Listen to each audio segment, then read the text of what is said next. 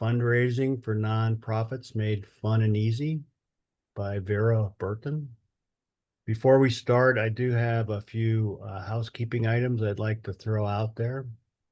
Number one is we will be posting a copy of the PowerPoint in the chat at some point today.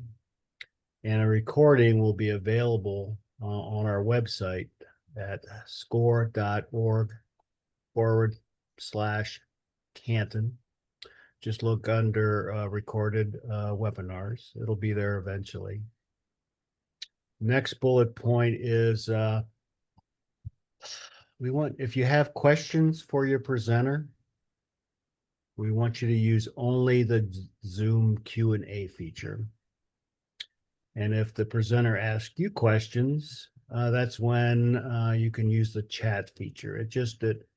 It really helps us keep track of all the questions much better. So lastly, you will receive a brief 2-minute survey after the webinar asking for your feedback and how we might be able to make this better or more enjoyable. So what the heck is SCORE? SCORE is a national nonprofit organization that began back in 1964. Now we have the largest network of volunteers and small business mentors in the United States. We mentor startups, existing businesses, whether they're for-profit or nonprofit. And requesting a mentor is very easy. It's the first step is starting your dream business. So, can you go back a sec? Thank you.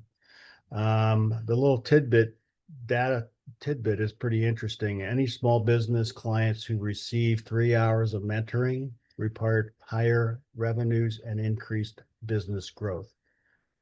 That's basically 3 sessions, 3 hours of your time. So the data is from the SBA. Okay, you can flip slides, Vera. Our mission is to support our small business communities by providing free and confidential mentoring and providing educational workshops or webinars like this. We believe small businesses are important because they impact the national economy and they create jobs within your community. Next slide, please.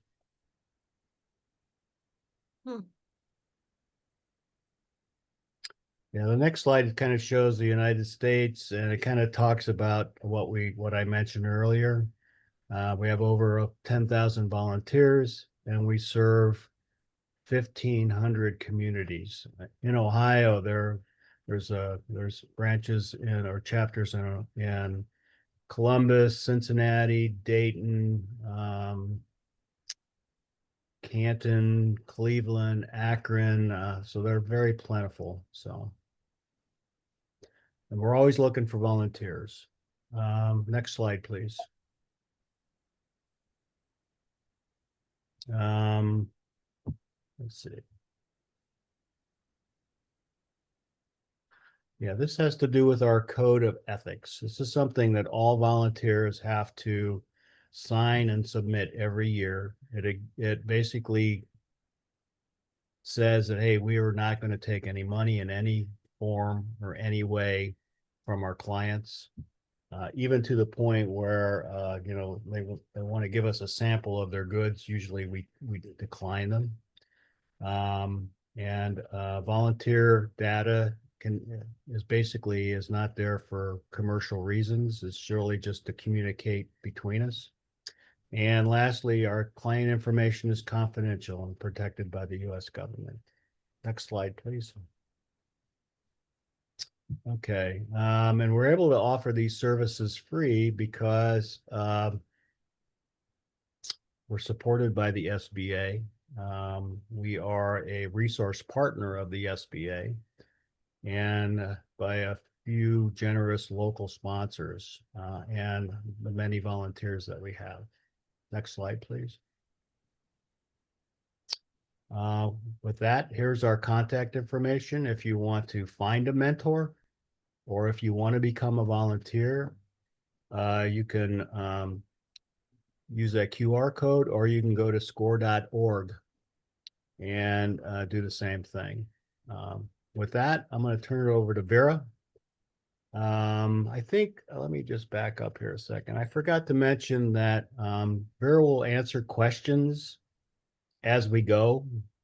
So please put them into the Q&A feature on SCORE. So thank you.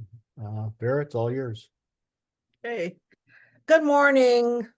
I thank you in advance for taking the time out of your busy schedule to listen to this presentation on fundraising for nonprofits. And I hope that it will be fun. I hope that your nonprofit process will be fun. It should be. There are a lot of organizations in Ohio that are considered nonprofit. As a matter of fact, there's about 40,000 of them.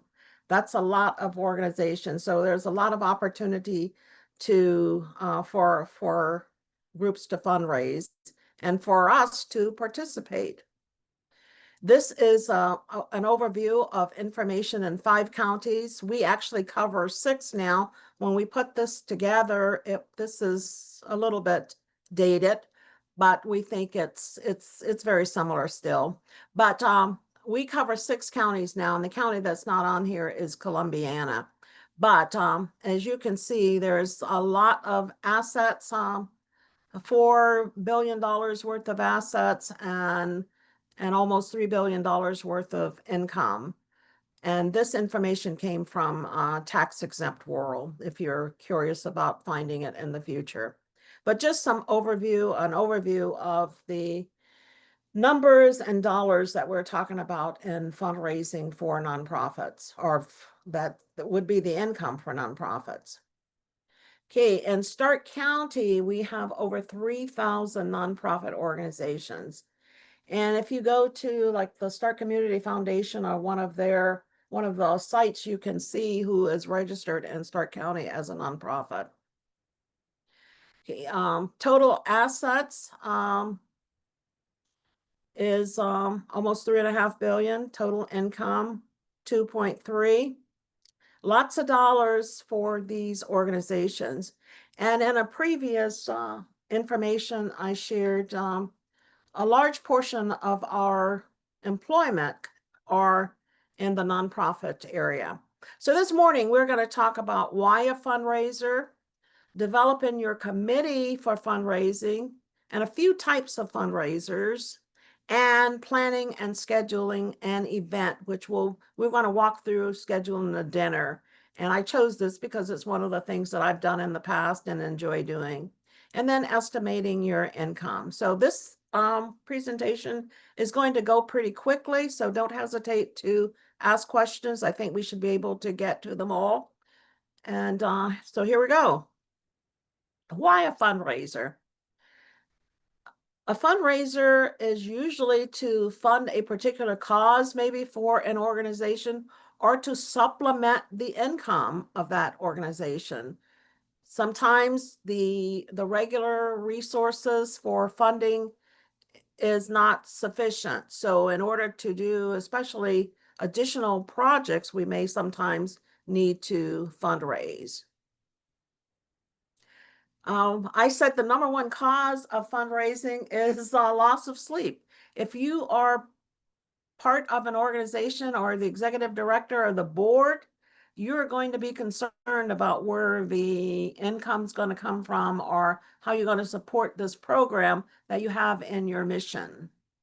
And we know that it just doesn't fall out of the sky. So we got to work to create the revenues that we need to fund the activities that we'd like to see.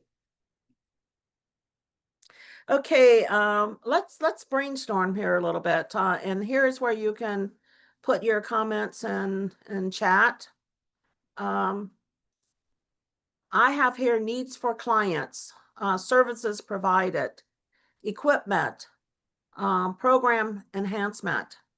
Sometimes we find that running organizations or what have you, especially if we're servicing the public, we often see additional needs. The the program may be covering food, but in addition to food, we might see that there's a need for toiletries or a need for toothbrushes, as simple as that. And how do we fund that? Oftentimes we have individuals in our community who are generous enough to give us the needed items, but it's not always enough. So if you've got a program that you are running and you need an additional piece of equipment, or your stove break, or your if you're providing food, if you don't have a stove or an oven, it's kind of difficult to make meals. So you may need to buy a new piece of equipment that's not covered in your budget. Or you see that. I'm sorry. I just wanted to uh, alert you to a question that does deal with this particular area. Okay. Okay, it's from Dick. He says, can a nonprofit qualify for grants if they have a for-profit aspect? And he further explains this is like providing a service or a product to sell. I would think so, as long as you're keeping your businesses separate. You've got to keep a records of what is for profit and what's not for profit. Because there are many organizations that have programs that provide income. So I think the answer is yes, but be careful and check with your accountant. Okay. Yeah, Dick has another question, and it really is not the question regarding fundraising. Dick, you should have been on Tuesday's call. We answered this question. Are you aware that a nonprofit can have a president and an ex-director be in one position? Can you give that just a quick yes or no, Vera? A president and an ex-director? Be this, yeah, have the president and ex-director be one position. I think I'm it means The executive president director. was a director at one time. So this, I'm assuming he means president of his board.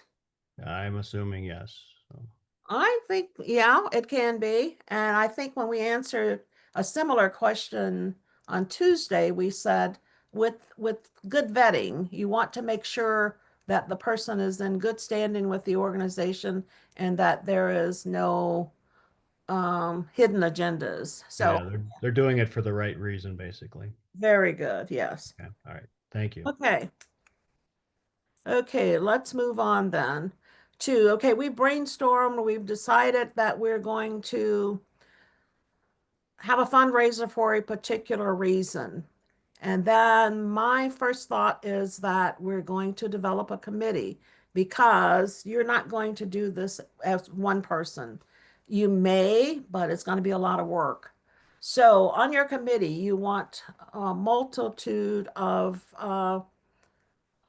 skills. You want someone, hopefully, with fundraising experience. And there's always a first time, but you gotta learn somewhere. So then you need someone to keep track of the income or the expenditures. And then you need to market this event. So you're going to need a flyer, or somehow you want to get the word out there that so you may use social media to let people know about what it is you're doing. And then, as I said at the beginning, you can't do this by yourself, so you need workers. And the second time around, I'm saying workers as people to work the event. There's some people that say, I don't want to be part of this. Don't ask me to attend any meetings, to organize anything. I'll just show up and work. So you need those people. And then mostly you need attendees, you need supporters, you need those individuals that's going to come out and help you finance this event. So,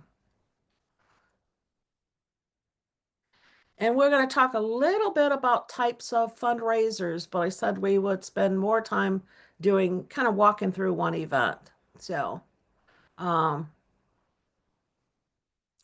the first event I have here of is is the annual campaign letter of ask. Now, many organizations that I've been familiar with are doing this routinely at the same time each year. You've decided that this is going to be the period of time when we're going to send out our letter of ask. We're going to remind those individuals that have supported us in the past, and also this new list of individuals that you have somehow put together. So you're going to introduce the organization, the board, give an overview of the annual report, talk about the programs that you are providing, and share how the money will be used that they're donating, and also how much is tax deductible. In most cases, if it's just a letter writing campaign where you're going to have levels or ask, it's all going to be tax deductible. But when you get into the dinners or the programs that you're giving something to the participants, then it's not all tax deductible. But this would be an introduction or a simple outline to start annual campaign letter. And believe it or not, those organizations that I have worked with that have annual campaign ask are very successful because they're individuals that budget for that. They know that organization XYZ is going to have this annual fundraiser that I can participate in November, and I look forward to do that. And it's a good time in the fall to do those because it's coming up with a time that people are ending their year, and there are some individuals that may decide that I've got some leftover funds that I want to donate before the end of this year. So let's go ahead and do that. So the annual campaign letter may be a supporting contribution. It could be for growth. It could be for thriving, just to help us do what we want to do, or it could be to enhance, or it could be to soar. So these would be different levels, supporting level, a growth level, a thriving level, and you might put a monetary amount on each of these. Whatever you think is possible that the individuals that you're sending this letter to may want to contribute. Hey, Vera. Yes, We sir. have a question from John. It's a good question. If you're just starting a nonprofit, how would you come up with a list to send this letter out? So assuming that you have started a nonprofit, you have a board or some supporters, then you're going to ask each one of these individuals to name a recipient of these letters. So if you brainstorm and come up with a list of potential supporters, you know, we always start with family and friends and people I know from other organizations, and just potentials, people in the community that that have a heart for the service that you're providing. Yeah, I mean, this is a good time to whip out those business cards that you've been throwing in a drawer for the past year and start building your list, basically. People that you've made contacts with in other outings, or and you don't have to know them well. They don't have to be your next door neighbor, but be creative. Yeah. And some other organizations may share their list, but some do not. So, okay. So we've talked about the annual letter, set levels of giving. And assuming these are going to corporate, this is just another graphics of how to set those. And I could see if you're sending those out, you might have a dollar amount under each one of those. Supporting maybe $25, growth $50, thriving 100, flourish 500, soar 1,000 or something greater. So you would decide how you want to create this and set these levels of giving. And you don't want to offend people by asking too much. You know, I've gotten requests for giving, and I'm like, okay, do they really think I'm sitting on a bank here? But be creative and then know the audience to which you are sending this.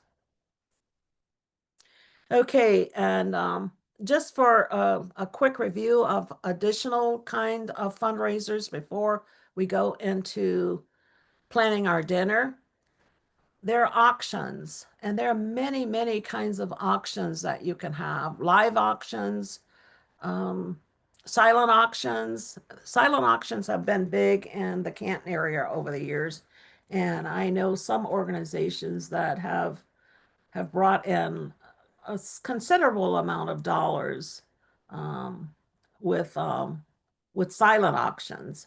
And then and usually your live auction is a smaller portion of that evening where you have 4 or 5 items. And there are a number of things that go very well in live auctions. And some of those are vacation condos or resort. If you know someone that has a condo and they want to give up a week of their time, those go for sometimes an ample amount. Another auction item for a live auction I've seen is the blimp rides. Those are demanded, heavily demanded. So when you got one of those in your live auction, they go very well.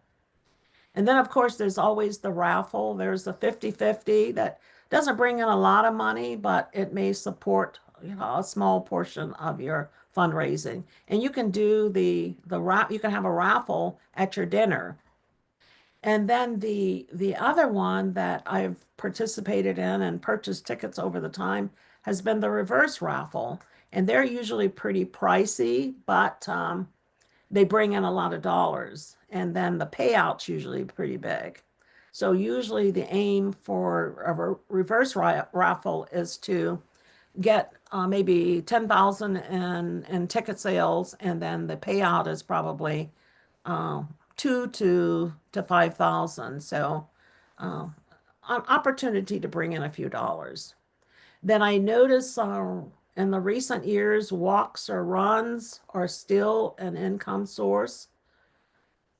We're a healthy society today, so we like to get out and walk, and people will, you know, pay a few dollars to walk a few miles, or you can get sponsorships. You can have walks where there are sponsorships. And of course, the talent shows that have been around forever. But one of the things I've noticed is in recent years have been craft shows. And there are a lot of talented people that want to display their crafts and sell them. And you can have a venue for a craft sale and sell a table at the show, and the people will come in and display their goods, and sometimes they will even give you a percentage of the income. And then a birthday fundraiser, those can be fun, and you can craft those or design those to your benefit, whatever. I know there was an organization recently that the executive director had a significant birthday, and they had activities the entire month that you could contribute to that organization as a birthday gift to the executive director. Book sales, used books are very popular, especially if you've got children books. I know now our adults tend to want to do ebooks or electronic, but I think the children books are still very popular. So if you can pull together, and people want to clean out their books, so they will donate them to you if you will organize them and sell them. And then, of course, there's the matching gift opportunity. And that can go back to the annual fundraiser letter. Sometimes there are individuals in our community that are willing to match the donations up to a certain amount. So you can share that in your communication, that your dollar will be matched up to an X amount. And one success story that I'll share is I'm involved with the hunger walk that we had the first Sunday in May.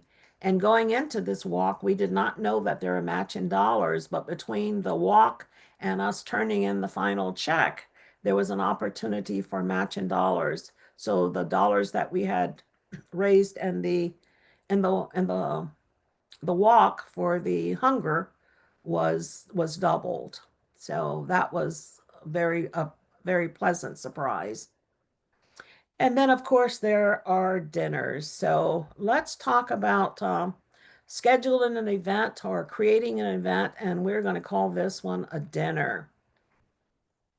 So in a dine-in dinner, you have the opportunity to have good food, to spend an evening with good friends, share the successes of the program. That means you're going to have the executive director or program manager or whoever share some success stories. You might introduce the staff at this organization and introduce a program or the programs that the organization is providing. And also, it's an opportunity to share who your board of directors are and see those people in person. So a dinner is an opportunity to showcase your organization. And this one is an example of an event that my church has done for quite a few years, and we have done it sometimes twice a year.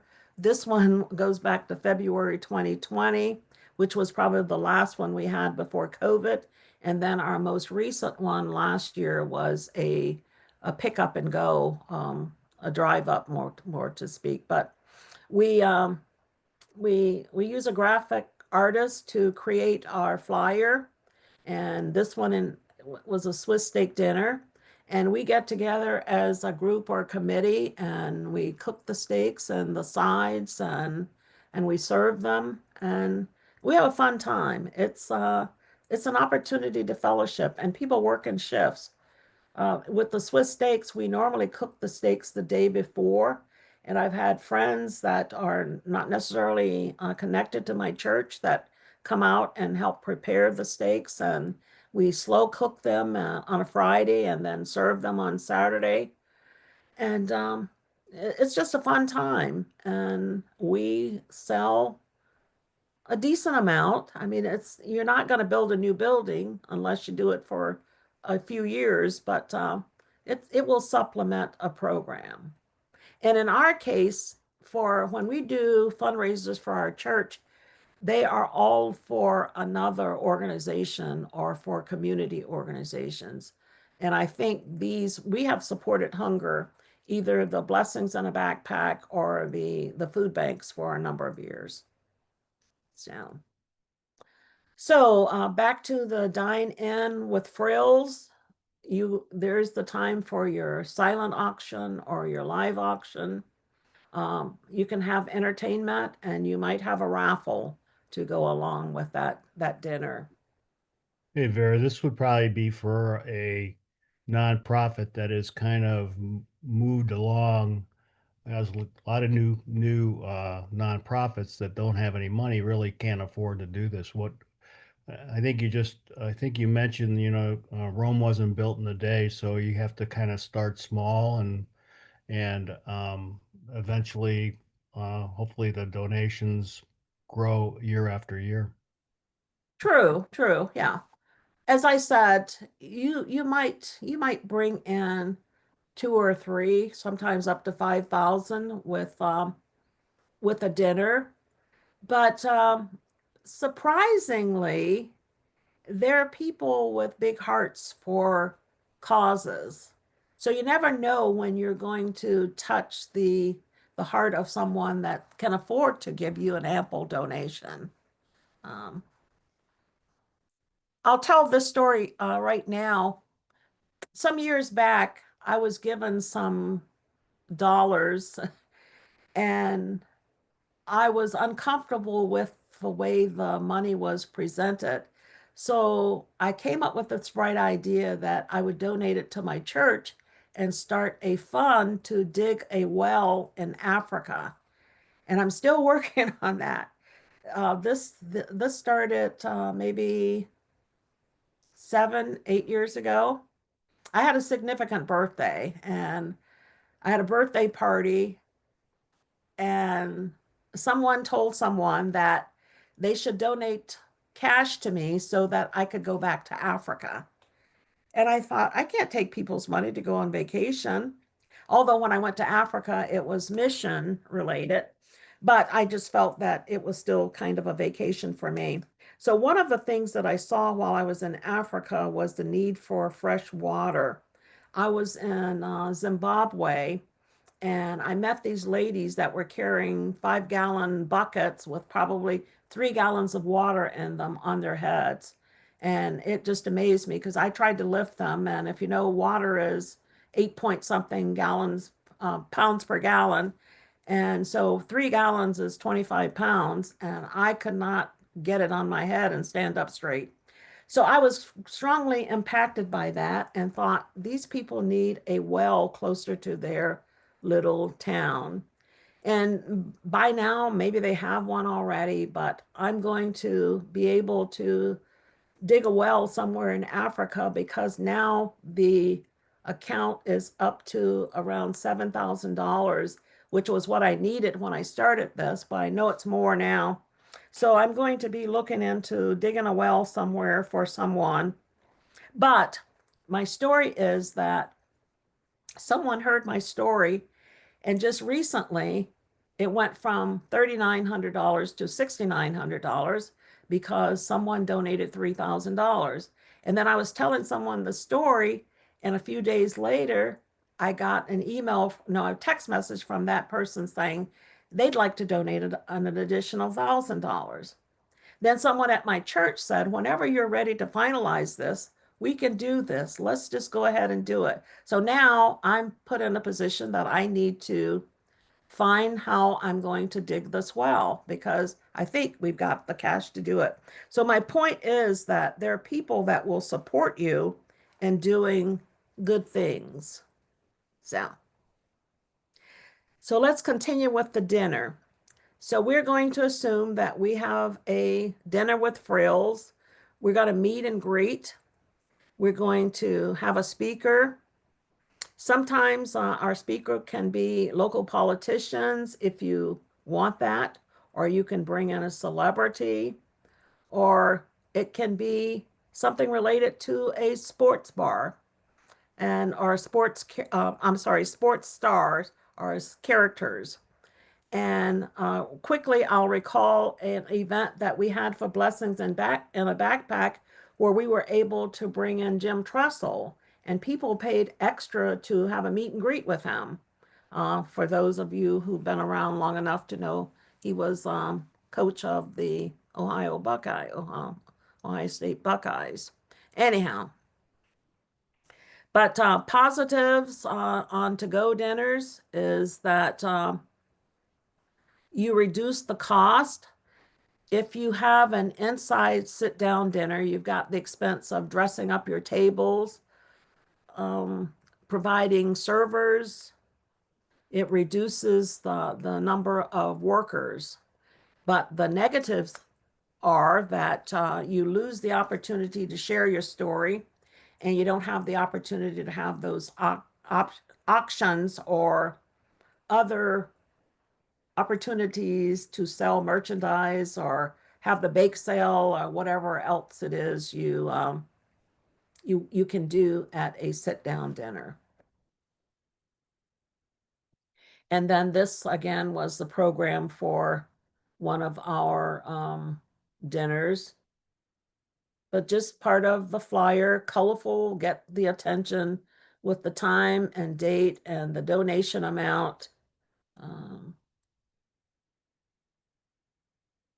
And then let's talk about scheduling events. One of the critical things that we need to keep in mind when we schedule events is that we don't do it over dates that are going to conflict with other organizations or holidays.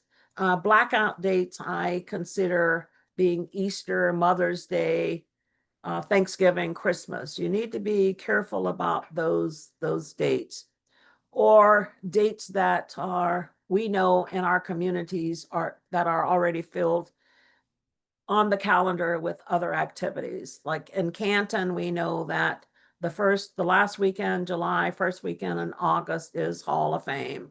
So it would be difficult to do a fundraiser that was not tied in with that you expected people to give up their time to attend. Other organizations' calendars, in addition to Hall of Fame, is, what are other organizations traditionally doing that they have pretty much set times? And if you think about it, there are probably a number of organizations that that have fundraisers at a particular time each year. And high school sports, when comes August to October, Friday nights are high school sports. So for families with teenagers, and even if they are not families with teenagers, they're aunts and uncles and grandparents that are supporting the sports. So you kind of want to stay away from those times. And then, of course, seasonal. I talked about the holidays. So, and there could be other seasonal events that you want to stay away from. So the point is, when you're planning an event, you've got that committee around the table, brainstorm, reach out to other organizations to make sure you're not going to have it on the same night.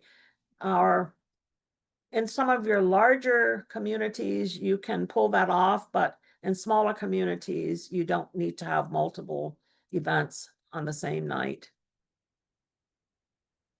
So you need to think about the venue. Is it affordable? We'd all like to go to the glamorous party places to have our events, but they're not always affordable because there's a fee for that. But if you can afford it, then find the location that you think your income is going to cover the expense of the location. There are a few of venues here that serve food, and the venue cost is covered in the food cost if you have X number attending. So you want to be careful to make sure that you can make a profit, because if you're going to have entertainment, which is the second item on here, unless that is being donated, you're going to have the cost of the entertainment. And then, of course, if you're having an auction, you might be paying an auctioneer fee, and of course, catering if it's not included with the venue. So estimating the cost, we're moving along here. We have time for additional questions if you have any. But estimating the costs or estimating the outcome is pretty easy. You're going to look at the venue. Does it cost? Is there a separate cost? You've selected a meal. What is that meal going to cost you? So the venue plus the meal. Decorations, if they're not donated, and if you need decorations, there's a cost for that. As we referred to the entertainment before. Then you've got your advertising or your marketing cost. If you can do it all on social media, you might be fine, but you're going to end up with some expense for brochures or flyers, the cost of printing. And then if you're mailing anything out, you've got the cost of postage and miscellaneous. And I'm sure there are a number of things I've missed here, but these are just items that you want to be mindful of if you're having an event or when you plan your event. And this is final. This is the end of my presentation. Your total revenue minus total expense equals profit. So you're going to add up all of those things that we talked about here: the cost of the venue, the cost of the meal, decorations, entertainment, advertisement, flyers, postage, anything else comes to your total for the expenses. And then whatever revenue you have, that's your donations of gifts and the cost to attend, minus that, and you got your profits. Any additional questions? Hey, Vera, if your nonprofit has a board, which I'm assuming it should have, right? There should be someone that is basically is tasked with doing this, right? Should be a fundraising point person. Hopefully, that's one of the things that you will see in a successful board organization, that there is someone identified for fundraising. Now, to be totally honest, when you have very small organizations, oftentimes your board is not large enough that it just kind of happens. You might decide that we're going to do a fundraiser and everybody chips in. It's going to be those 3 or 4 people, your president, your secretary, your treasurer. Almost every board should have those, but a fundraising individual or chair of fundraising is not sometimes defined. Sometimes it happens and it's not defined, and that's okay too. But to be well organized, you should have a chair of fundraising. I have a Vera, question. Yeah. Go ahead, Anita. I opened your Oh. mic for that. Okay, thank you. I'm representing a company that is registered in Ohio as a nonprofit. And, I know that license gives them that they can do fundraising, but now we're coming up with an issue that people are saying, oh no, you don't, you have to have a 501c3 as well. And then so I'm working through like some nonprofit organizations to get like a fiscal representative for our organization. And then, how do you need to get board members before you start fundraising, or can you start fundraising without board members and a 501c3 in Ohio? If you are officially a 501c3, you can fundraise and the contributions are tax deductible. What if you just have there's like a certification in Ohio for nonprofits? We have that, but we don't have a 501c3. Is there a problem with that? Or, because I thought once you got that certification in Ohio as a nonprofit, you could fundraise. But now we're I guess I don't know. I don't know what certification for a nonprofit is without a 501c3. Are you registered? Are you registered as a nonprofit? Yeah, we're registered in Ohio as a nonprofit. Okay, but that gives you your Ohio registration. Your nonprofit status to be tax exempt is a federal. That's the 501c3. That's why you need that. Okay. So I'm afraid that you are not officially a nonprofit tax deductible organization until you get your 501c3. Okay. Yeah, I would look into that. Do you have access to an attorney? I was looking that up, and I do see that there is a way you can get like a legal, you can get like certified with like $75 a month, something like that. They were saying. I would just be careful. That sounds like one of those organizations that's going to help you, but it's not complicated to get your own 501c3, and that's something SCORE could help you do. Oh, SCORE could help you get a 501c3. Well, they can give you the links to the paperwork to do it. Yeah, we got the paperwork to do it and we submitted it. But we were told that it could take up to a year for us to be certified. That's a possibility, but Yeah, I've seen them happen much quicker. okay. Well, But officially, and well, I should say, legally, you are not a 501c3 and you can't accept dollars from anyone guaranteeing them that it's going to be tax deductible mhm. Is it until you different? got that Is that different from for each state? Is it every state has their own process? I would think so. I honestly cannot speak for other states. I can only speak for Ohio. Yeah. Thanks, Anita. Other questions? Is there, Ralph has a question. It has to do with Facebook and whether you can advertise your event for your local community. I think, yes, you can do that. I'm not sure what the cost is, but I see a lot of events that come through my Facebook feed where they want you to attend. So sure you can. What the cost is, Ralph, I couldn't tell you. You know, I think the cost depends on uh, the amount of advertising you want to do. You know, you can do a few, and it might be only $10, but Mhm. depends on how far afield you want to go. Yeah. So is that for nonprofit versus for profit? I know if you want to sell on Facebook, but Now, this is just like boosting your announcement, they call Right. it. okay.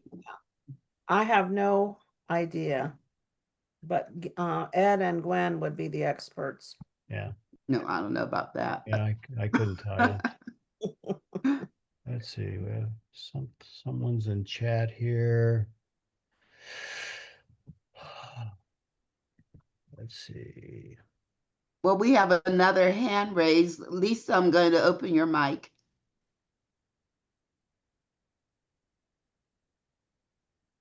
Okay. She's still got a mic. Yeah, well, now you have to unmute, Lisa.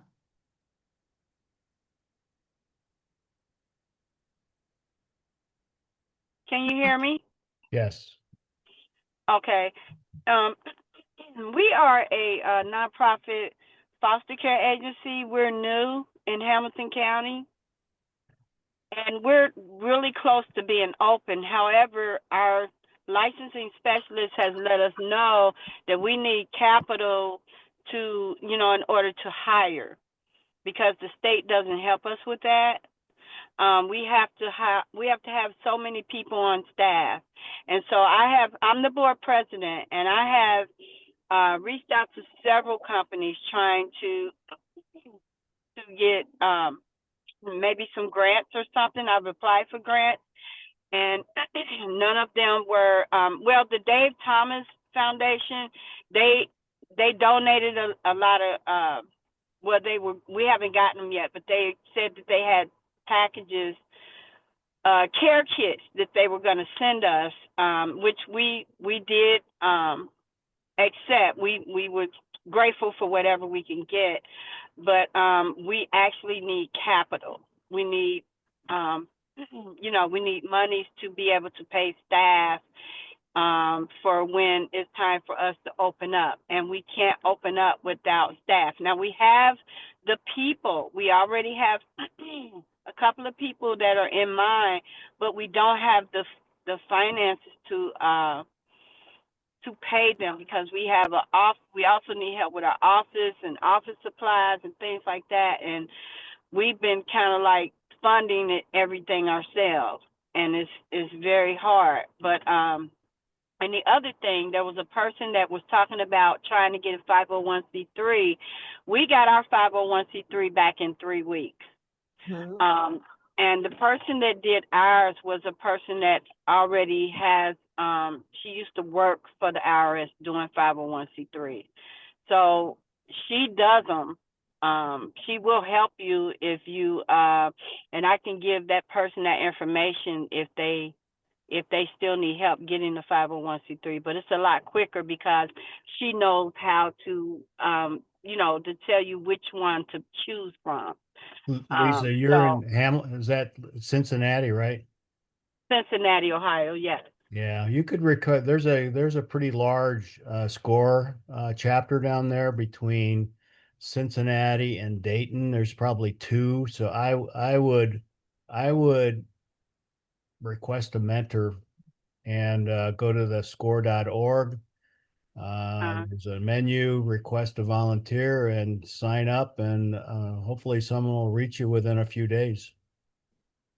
Okay, to help us with that information for getting financial help. Yeah, what steps you might need to take to get there, you know? Okay, yeah. Okay. Yeah, I because would that's what we need. I would think for a startup nonprofit providing a service, and you said you have received some grants, but have you looked Uh, at your We local? haven't received any monetary grants. We've only received, and we haven't gotten those yet, but we've only been offered some care packages for the children when they are going through the system. It's like a care package, like a travel kit for them, like toothbrush and toothpaste and some starter stuff But when you they need, come into the system. I understand that you need finances for staff, but my suggestion is that you look at your local foundations. There are some foundations that are more than likely to give you financial support for those kind of things for startup. So if I don't know Hamilton County, but if you look at the potential of organization given grants for startup, you might find a little bit there. But yeah, I understand you need the finances in place to cover the staff before Right. income starts coming in. Right. Before we can open up, we have to have certain staff, and not a lot. Only a couple of, like a nurse and we have to have an assessor, a licensed social worker. So those have to be in place. So and they don't even have to work for us per se. They can be contractors, Correct. but we still don't have the funds to pay them. Because we have been basically funding everything, like our office and things like that. We had to have an office because we're coming up on, we're almost done with our policy. So we're coming up on our visit for the state to come. And at that time, when she comes, she let us know that she can approve us at that visit. But we have to have, things in place. Mm-hmm. Yeah, I would say look strongly at your local foundations that support your kind of services. Yeah. Lisa, real Okay. quick here. Two things. One is if you if you Google Hamilton County, Ohio grants available, Uh-huh. you'll see there are a lot of organizations that could possibly help in your situation. That's kind of what they're tuned to.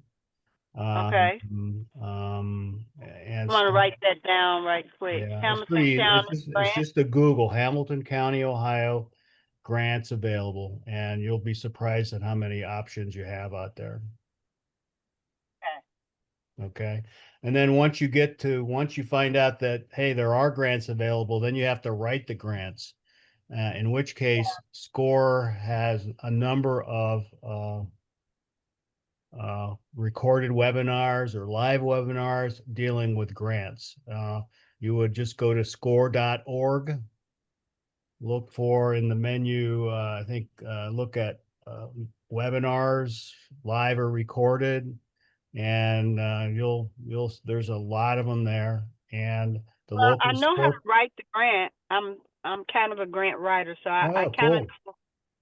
know how to write the grant. Good. I'm pretty much, I do a lot for the agency. I mean, I'm the board president and co-CEO, so I do a lot myself for the agency. Like when I was working at a job, mostly all of the money that I was making was going to the agency. Good. But good. and Well, if you know how to the- write a grant, you're steps ahead. That's probably the Yeah. hardest part. So So I are would there, Google that. So. are there any other questions? Okay. Anyone else on the line that has a question? Gone. but if anybody is in Ohio that wants help with trying to get nonprofit status, they can reach out to me and I can point them in that direction. Do you, Ed, do you want her to put her contact information in chat? Yeah. If you put your contact information, your email address in the chat feature, everyone Okay. should see it. Okay. Okay. Thank you. Who do I contact if I need help getting that? Gore.org. Score.org. Okay, yeah, I've looked at score.org in Dayton, and they've said there's nonprofit people there that I can contact. Good. Okay. Well, I've thank met some you. of the Dayton people, so you've got some good people down there. Yeah. Okay, appreciate that. Thank you. Vera, I want to thank you for your time, sharing your expertise today. And thank you all for joining us. Score.org. Talk to you later. Thank you. Thanks, Bye. everyone.